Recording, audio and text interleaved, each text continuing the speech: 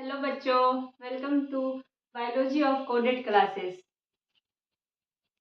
अभी तक हम लोगों ने what is living, diversity in the living world के बारे में जाना। आज हम लोग diversity in the living world में टैक्सोनॉमी पढ़ेंगे, जिसमें कुछ स्टेप दिए हुए हैं। इनके बारे में डिटेल से आज हम जानेंगे, एक एक करके अच्छे से कॉन्सेप्ट क्लियर करते हुए जाएंगे। Characterisation, step in taxonomy. Taxonomy के बारे में हमने क्या बताया था कल, कि यह एक प्रोसेस है जिसमें हम किसी ऑर्गेनिज्म को एक करेक्ट स्थान देंगे, प्लेस। जो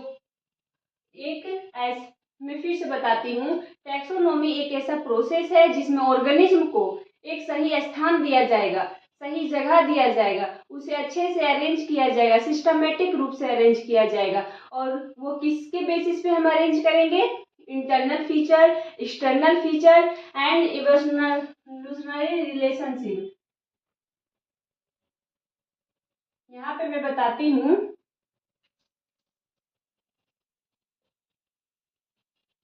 internal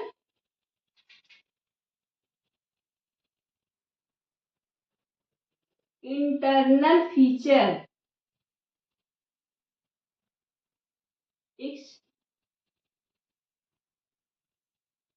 internal feature, external feature और इवोल्यूशनरी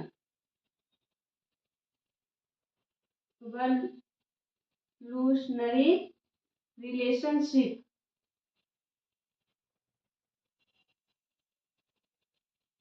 ये तीनों के बेसिस पे हम ये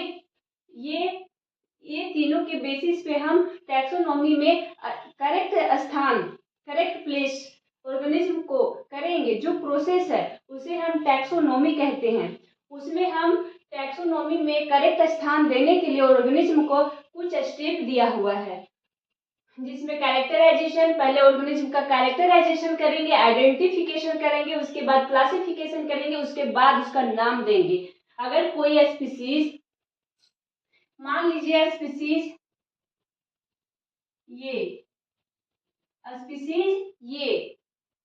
स्पीसीज ये में क्या गुण है, उसका क्या कैरेक्टर है,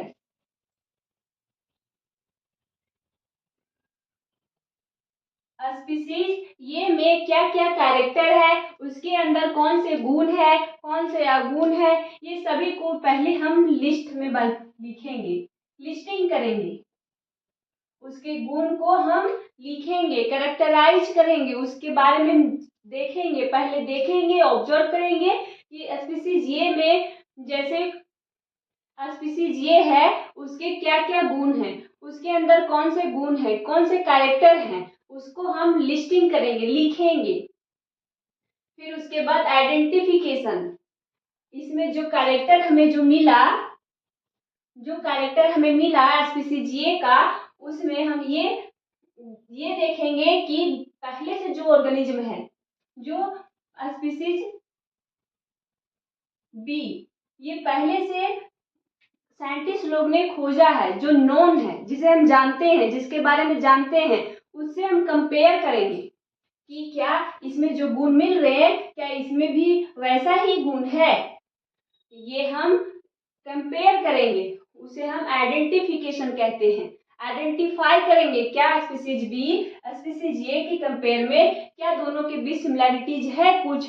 अगर इसमें सिमिलैरिटीज नहीं मिलेगा तो किसी और स्पीसीज में देखेंगे, उसमें देखेंगे क्या इसके गुण उस स्पीसीज में मिलते हैं। जो हमें पता है, जो ऑर्गेनिज्म के बारे में हम जानते हैं, उनके बेसिस पे हम इसके गुण को मिलाएंगे और आइडेंटिफाई करेंगे।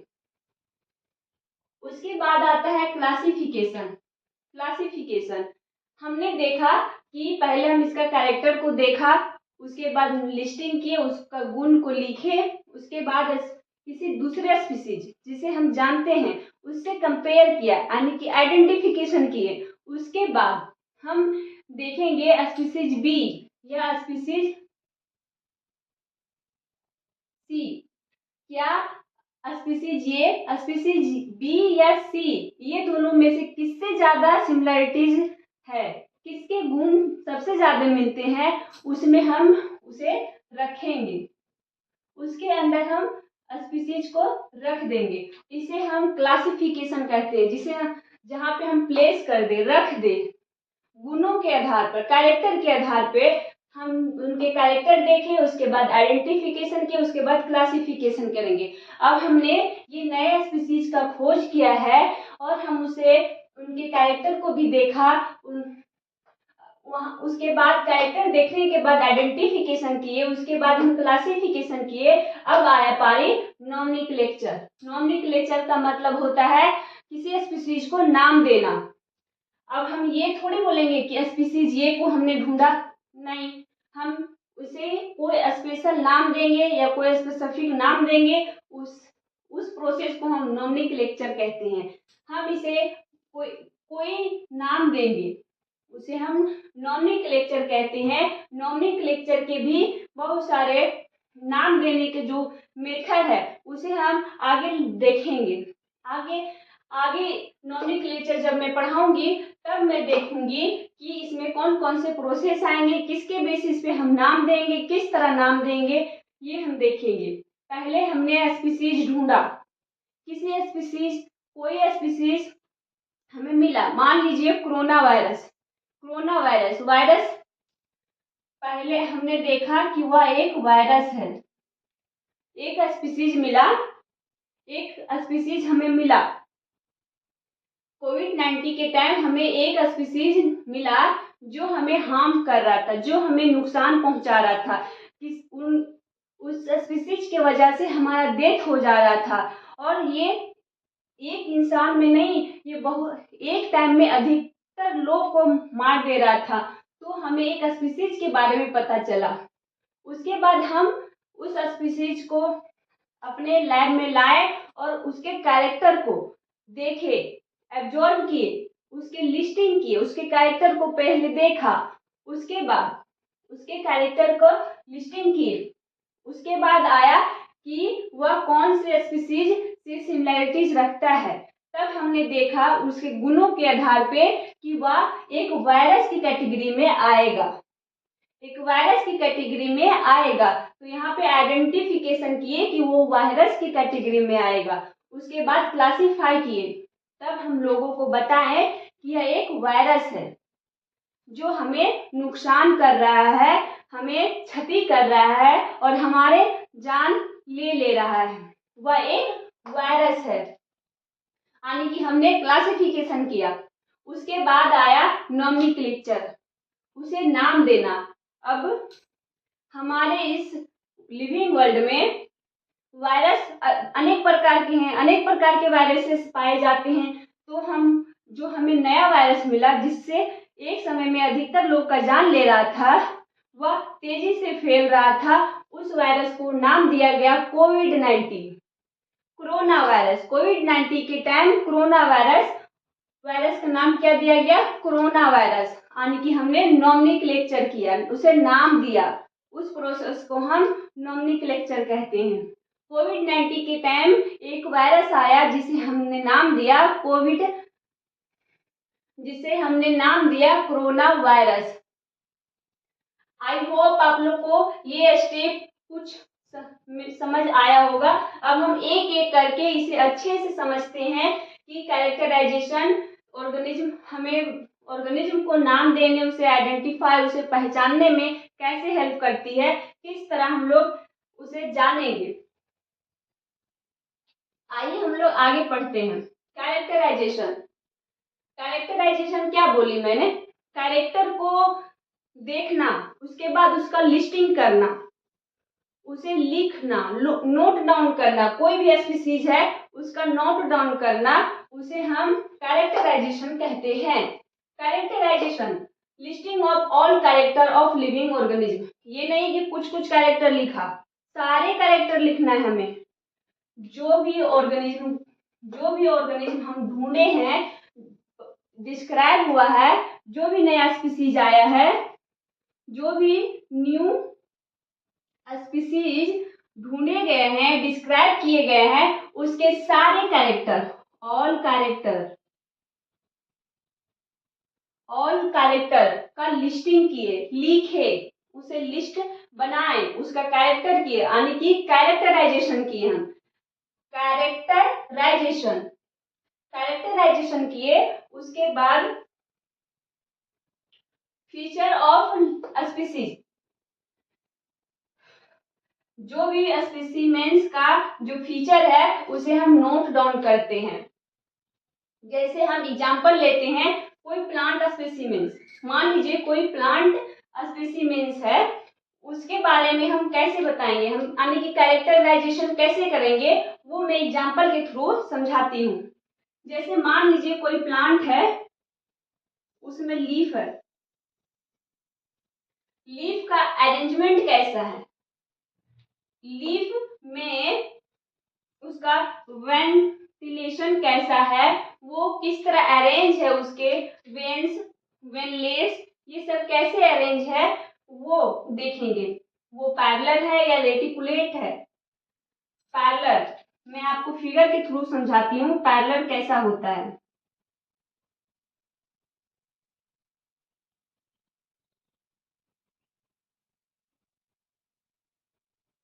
देखिए ये पैरेलल वेंटिलेशन है। पैरेलल वेंटिलेशन का मतलब, जैसे एग्जांपल देती हूँ, आप इमेजिन कीजिए कि पैरेलल किस तरह होता है। आपने देखा होगा बनाना का पत्ता, केला का पत्ता, बनाना का लीफ, केले के पत्ते में देखिएगा आप लंबे लंबे धारियां होती है, ऐसे पैरेलल होता है। किसी किसी में ऐसे होता है पैरेलल।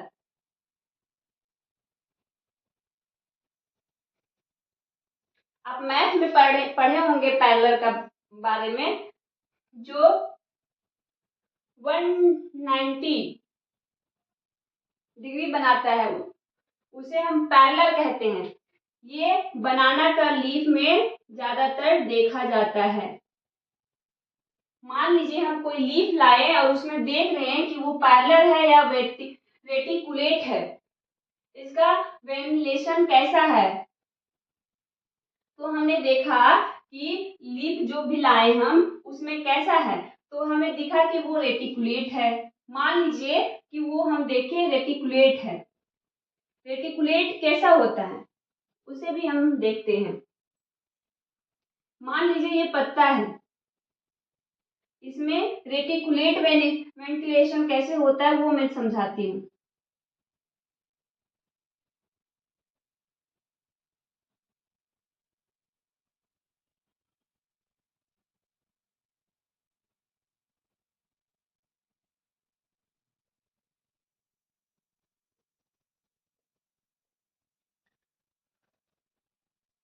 वेंटिलेशन वेंटिलेशन वेंटिलेशन ये रेटिकुलेट वेंटिलेशन है और ये पैरेलल था, ये पैरेलल वेंटिलेशन है और ये रेटिकुलेट है। ये ज्यादातर आप देखे होंगे मैंगो, मैंगो मैंगो के पत्तों में जालीदार नेटवर्क लाइक स्ट्रक्चर पाए जाते हैं। अब पत्ता देखे होंगे तो उसके बीच में छोटे छोटे भाग में और भी बटे हुए रहते हैं। अगर हम उसे ध्यान पूर्वक देखें तो वो और भी छोटे छोटे भाग, उसके वेनलेट, वेन्स, छोटे छोटे पार्ट में बट जाते हैं। उसे हम रेटिकुलेट वेंटिलेशन कहते हैं। और पैरेलल वेंटिलेशन ऐसे होता है, ये ज्यादातर बनाना के लीफ में देखा जाता है। बनाना के लीफ में पैरेलल देखा जाता है और मैंगो जैसे पेड़ के लीफों में रेटिकुलेट वेंटिलेशन देखा जाता है। तो हमने कोई पत्ता लाया, उसमें देखे कि पत्ते में क्या अरेंजमेंट है, लीफ में क्या अरेंजमेंट है, तो हमें पता चला कि वो रेटिकुलेट है। मान लीजिए रेटिकुलेट है, हम जो भी स्पेसिमेंस लाए उसमें हम देखें रेटिकुलेट वेंटिलेशन पाया जा रहा है। उसमें देखें फ्लावर कैसा है, इसमें ये ब्रांच है, इसमें लीफ आया, फ्लावर आया। हमने आपको बोला था कि good specimens, plant good specimens कब होगा, जब उसमें लीफ हो, फ्लावर हो, सीड हो, फ्रूट हो, उसे हम गुड प्लांट स्पेसिमेंस कहेंगे।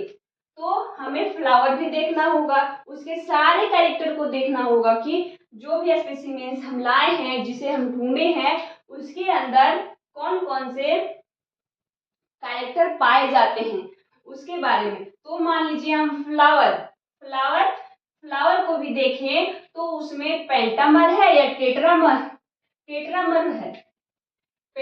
ये फ्लावर आप सोच रहे होंगे पेंटामर्स, टेट्रामर्स क्या है ये सब। फ्लावर का अरेंजमेंट, फ्लावर का जो कैलिस करोला जो होते हैं, उसके अरेंजमेंट को हम टेंटामर और पेंटामर में बांटते हैं। पेंटा का मतलब होता है 5 और टेट्रा का मतलब होता है 4। तो हम देखेंगे कि इसमें फ्लावर कितने हैं। मान लीजिए हम देखें जो स्पेसिमेंस लाए हैं उसमें 4 फ्लावर, 4 पाखुड़ियां हैं। फ्लावर की कितने कली हैं, 4 कली हैं। तो वो क्या हुए, टेट्रामर्स फ्लावर हैं।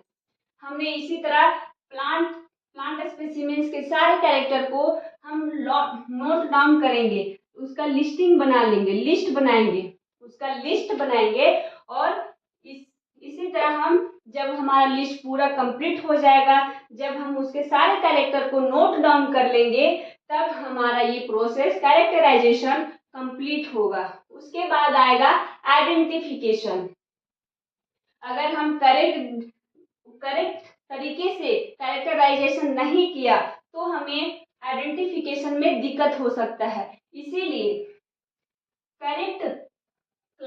कैरेक्टराइजेशन बहुत जरूरी है आगे के प्रोसेस को करने के लिए। इसीलिए हम अच्छे तरीके से उसके सारे कैरेक्टर को ध्यानपूर्वक देखकर और समझकर उसके सारे गुणों को लिखेंगे, लिस्ट बनाएंगे। उसके बाद हम आइडेंटिफिकेशन करेंगे।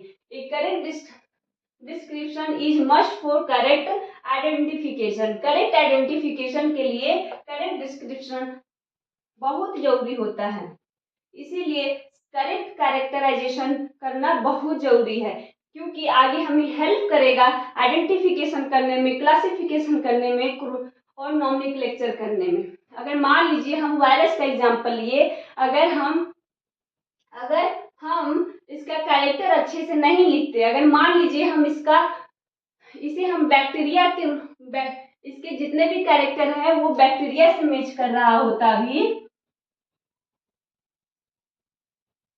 बैक्टीरिया से मैच कर रहा होता, तो क्या हम उसका अच्छे तरीके से आइडेंटिफिकेशन कर पाते? नहीं, क्योंकि अगर उसका कैरेक्टर हम लिखे, जैसे हम फिर से समझाते हैं आपको।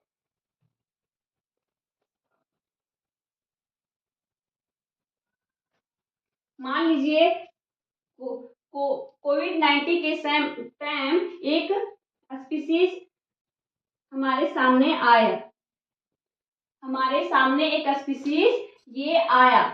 इसके जितने भी गुण हैं उसे हम लिख लिए। इसके जितने भी कैरेक्टर हैं सारे को हमने नोट डाउन किया, यानी कि कैरेक्टराइजेशन किया। कैरेक्टराइजेशन किया। अगर हम कोविड-19 के टाइम जो स्पीसीज आया उसका कैरेक्टर हमने किसी में, मान लीजिए ए जो कैरेक्टर हमने लिखा वो गलत लिख लिया, गलत लिखा, तो हो सकता है आइडेंटिफिकेशन के टाइम, आइडेंटिफिकेशन में हमने क्या बताया यहाँ पे कि जो स्पीसीज पहले से खोजे गए हैं उससे इसके जितने भी कैरेक्टर है उसका मिलाना, मैच करना, कंपेयर करेंगे। तो हम कंपेयर किए तो इसके गलत लिखने के वजह से हमने इसे बैक्टीरिया के कैटेगरी में रख दिया। किसके कैटेगरी में रखा? बैक्टीरिया के कैटेगरी में, कि यह एक बैक्टीरिया है ना कि वायरस। मान लीजिए हमने वायरस नहीं बोला कि ये वायरस नहीं है, ये बैक्टीरिया है, तो हमने इसका आइडेंटिफिकेशन किया कि यह बैक्टीरिया है। आइडेंटिफिकेशन किया कि यह एक बैक्टीरिया है, तो इसे हम बैक्टीरिया की क्लास में रखे, क्लासिफिकेशन किए कि यह एक बैक्टीरिया की क्लास में आएगा। तो इसका नोमेनक्लेचर भी हम बैक्टीरिया की तरह रखेंगे। जैसे हम यहाँ पे कोरोना वायरस बोले, मान लीजिए यहाँ पे हम बोल देते कोरोना बैक्टीरिया। कोरोना ये क्या है? कोरोना बैक्टीरिया, इसका नाम हमने कोरोना बैक्टीरिया दिया। तो इसी के अनुसार हम बैक्टीरिया का वैक्सीन निकालते और हमारे शरीर में बैक्टीरिया का वैक्सीन आते ही कुछ अलग ही रिस्पॉन्स मिलता है। कुछ और अगर हम सोच रहे थे कि ये वायरस को हम मार डाले और हम जीत ले और हम सबके लाइफ को सेव कर पाए, यहाँ पे हमने गलत कैरेक्टराइजेशन की वजह से हमने आइडेंटिफिकेशन गलत कर दिया और गलत क्लास में इसको रखा और गलत नाम भी ऑब्वियसली गलत ही देंगे जब हमने क्लासिफिकेशन ही गलत कर दिया। तो फिर यहाँ पे वैक्सीन जो बनाया गया वो गलत बनाया जाएगा। अगर गलत बन गया तो हमारे शरीर में वैक्सीन के रूप में डाला जाएगा। जब वैक्सीनेशन होगा उसके बाद हमारे बॉडी में जो रिएक्ट करेगा वो शायद गलत भी कर सकता है। हो सकता है जो हमें हो रहा था उससे ज्यादा होने लग जाए। गलत कैरेक्टराइजेशन की वजह से कितना प्रॉब्लम आया। इसीलिए हम करेक्ट कैरेक्टराइजेशन अगर करेंगे, करेक्ट कैरेक्टराइजेशन करेंगे तो हमारे आगे जो तीनों स्टेप है वो अच्छे से होगा और उसके बेसिस पे हम कोई वैक्सीन निकालते। मान लीजिए अगर वायरस का करेक्ट एक्सप्लेनेशन किए, इसका गुण कैरेक्टर को अच्छे से लिखे, तब जाके हमने बोला कि यह आइडेंटिफिकेशन किया कि ये वायरस की कैटेगरी का है। उसके बाद हमने क्लासिफाई किया, इसे हम वायरस की कैटेगरी में रखे और उसके बाद हमने नाम दिया कोरोना वायरस और इसके बाद वैक्सीन बनाया गया और हमने इसे हराया। इससे हम लड़े और अभी हम इनसे जीत गए। तो करेक्ट कैरेक्टराइजेशन कितना इंपॉर्टेंट होता है ये आपने देखा। आइए आगे हम लोग पढ़ेंगे आइडेंटिफिकेशन। आइडेंटिफिकेशन क्या होता है?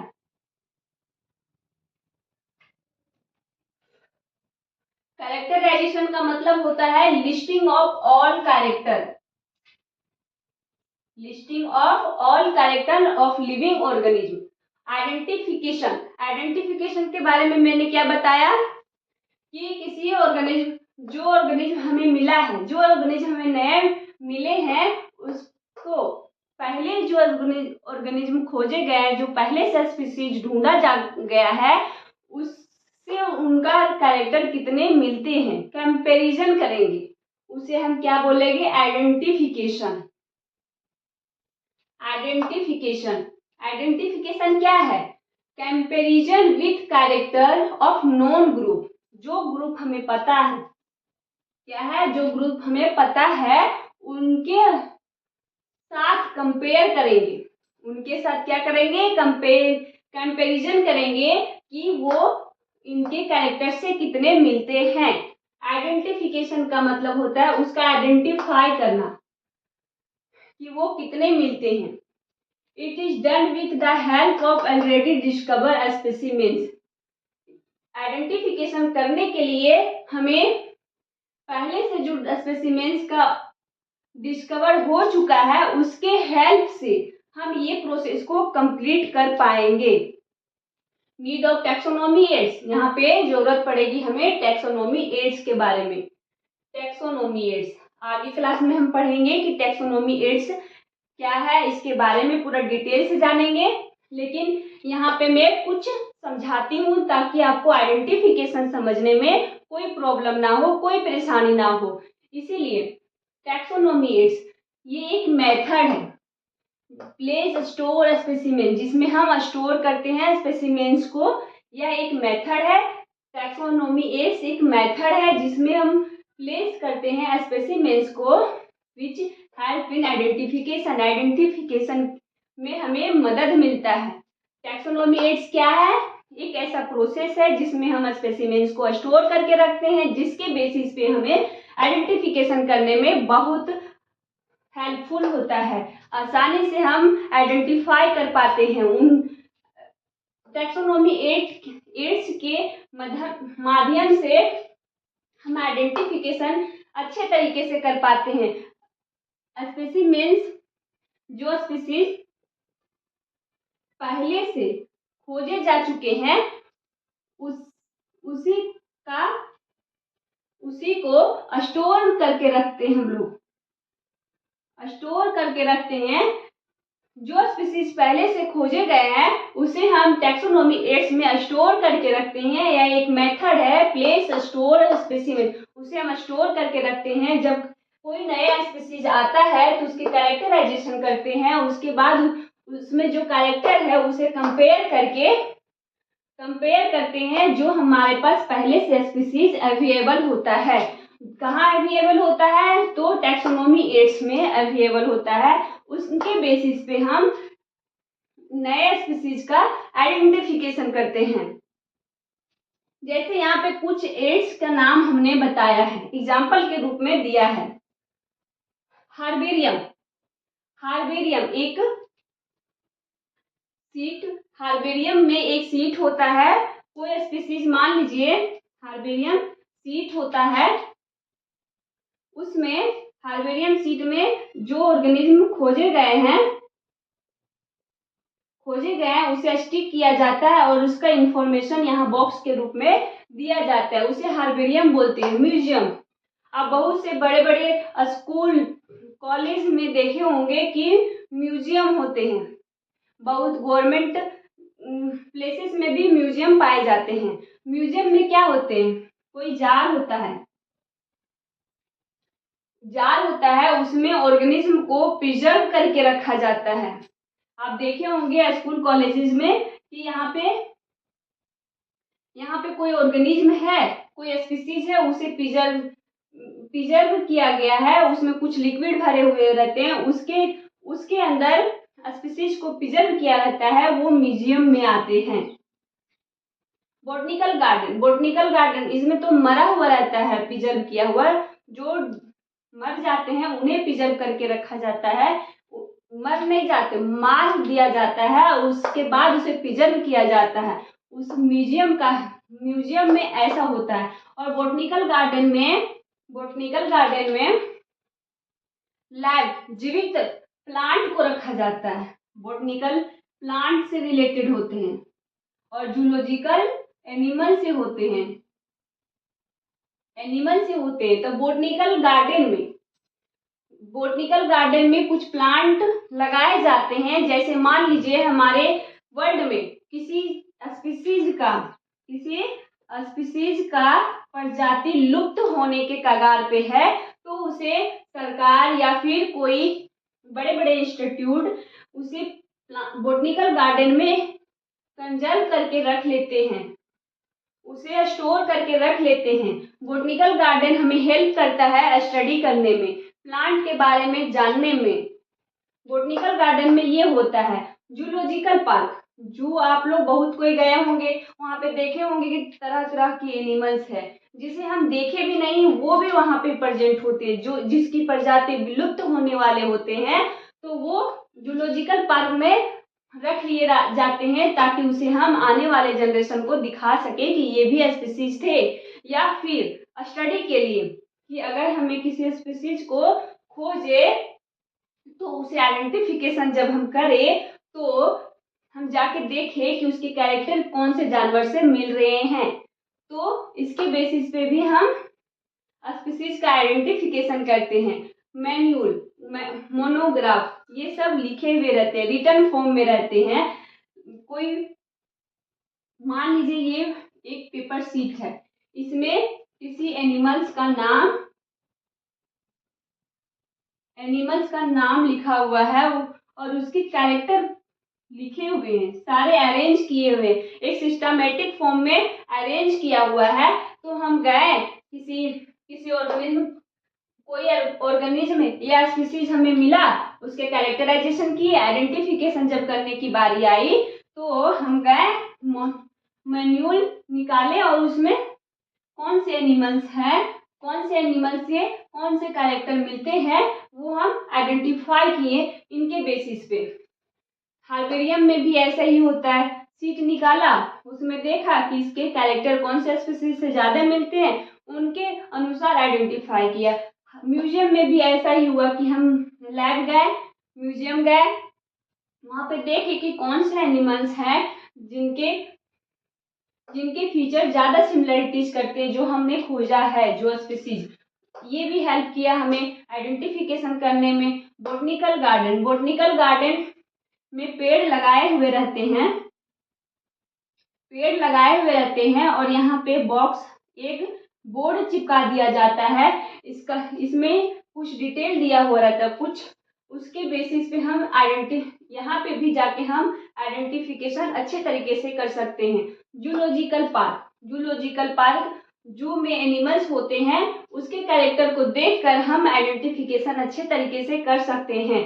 मैन्यूल्स, मोनोग्राफ, ये रिटन फॉर्म में लिखे हुए रहते हैं, जिसे हम लिख के रखते हैं, इसमें कोई स्पेसिमेंस नहीं होगा। तो इसमें हम गए, एनिमल्स का नाम, यहाँ पे कैरेक्टर देखा, उसके बाद नाम देखा कि ये कौन से क्लास में आते, कौन से किंगडम में आते, कौन से फाइलम में आते, ये सब हमने देखा और उसके बाद उसे आइडेंटिफाई अच्छे से किया। आगे हम क्लासिफिकेशन और नॉमेनक्लेचर के बारे में पढ़ेंगे। क्लासिफिकेशन, आइडेंटिफिकेशन का मतलब हुआ कि कंपेयर किए हम किसी खोजे हुए स्पीसीज से। अब यहाँ पे जो खोजा हुआ स्पीसीज है, अगर उससे कैरेक्टर मिल गए, उसमें सिमिलरिटीज मिल गया, तो हम उसे क्लासिफिकेशन करेंगे कि वो कौन से क्लास में आएंगे, कौन से किंगडम में आएंगे, कौन से फाइलम में आएंगे, ये सब हम देखेंगे। उसके बाद नॉमेनक्लेचर, उसके बाद क्लासिफिकेशन करने के बाद आएगा उसे नाम देना, कि हम इस ऑर्गेनिज्म को कैसे नाम दें, उसका नाम क्या रखें, क्या सूटेबल है, इसके लिए कुछ मेथड दिए गए हैं। इसमें कुछ मेथड पढ़ना है हमें एनसीईआरटी बुक में। क्लास 11 की जो बुक है एनसीईआरटी का, उसमें प्रोसेस दिया हुआ है। आप सुने होंगे कि मैंगो का साइंटिफिक नेम क्या है, मैग्नीफेरा इंडिका, वो साइंटिफिक नेम है। तो आप सोचते होंगे कि मैग्नीफेरा इंडिका कैसे लिखा गया है, इसका नियम क्या है, इसमें कौन से रूल लगेंगे इसे लिखने के लिए, वो सब हम नॉमेनक्लेचर में देखेंगे।